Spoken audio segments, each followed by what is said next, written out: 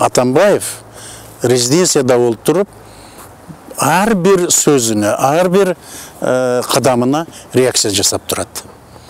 Себебі кабинетте кімді қабыл алды, кімменен қантып сөйлешті, қандай сөз кетті, бүт бардығы Атамбаев ошол жерде тұрып, ошоға реакция жасап атады.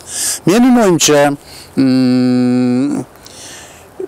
біз қалабайбызбы, егер ушундай бара берсе, бұл екі кишинин ортосунан сөзсүз жарака кетет.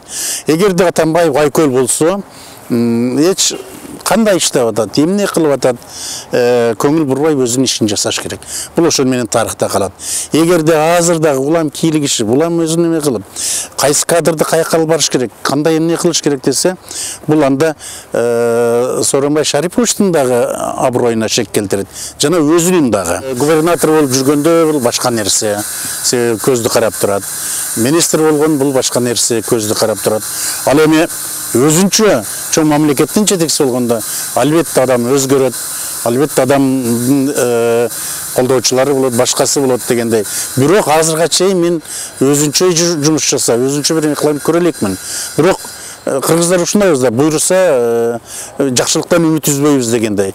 Эми эгерде ушинтип бир айталы 1 жыл, 1,5 жылдын ичинде кандайдыр бир кадамдарды жасай албаса иштиктүү, анда бир топ татаалдашып кетет.